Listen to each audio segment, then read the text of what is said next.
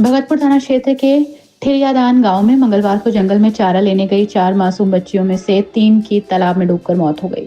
हादसा उस समय हुआ जब नहाने के दौरान चारों बच्चियां गहरे पानी में चली गईं। उनमें से एक बच्ची किसी तरह बच निकली और गांव पहुंचकर शोर मचाया। इसके बाद मौके पर पहुंचे ग्रामीणों और स्थानीय गोताखोरों ने 2 घंटे की मशक्कत के बाद 2 बहनों समेत 3 बच्चियों के शव तालाब से बाहर निकाले। घटना की जानकारी के बाद घर में कोहराम मच गया। परिवार वालों का रो रो कर बुरा हाल है। ठिरियादान गांव निवासी शाकिर की बेटियां उज़मा और निखत गांव के प्राथमिक विद्यालय में क्रमशः तीसरी और दूसरी कक्षा की छात्राएं थीं।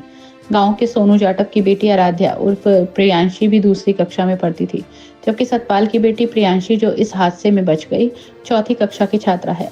मंगलवार शाम करीब 5 बजे चारों बच्चियां जंगल की ओर पशुओं का चारा लेने निकली थी। वहां घूमते घूमते वे एक तालाब के पास पहुंच गईं और गर्मी के कारण पानी में उतर गईं। बताया गया कि तालाब में उतरने के कुछ देर बाद चारों गहरे पानी में चली गईं और चारों डूबने लगीं।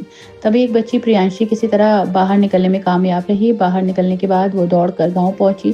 प्रियांशी की चीख पुकार सुनकर सैकड़ों ग्रामीण तालाब की ओर दौड़े। बच्चियों को ढूंढने की कोशिश की, कामयाबी नहीं मिली। इसके बाद स्थानीय गोताखोरों को बुलाया गया। गोताखोरों की मदद से करीब 2 घंटे की मशक्कत के बाद तीनों बच्चियों के शव तालाब से बाहर निकाले गए। बच्चियों को आनन फानन में अलग अलग अस्पतालों में ले जाया गया, लेकिन डॉक्टरों ने उन्हें मृत घोषित कर दिया। ये कल शाम करीब 5 बजे थाना भगतपुर क्षेत्र में एक सूचना प्राप्त हुई थी, जिसमें कि बताया गया कि 3 बच्चियां जो है तालाब में डूब गई हैं।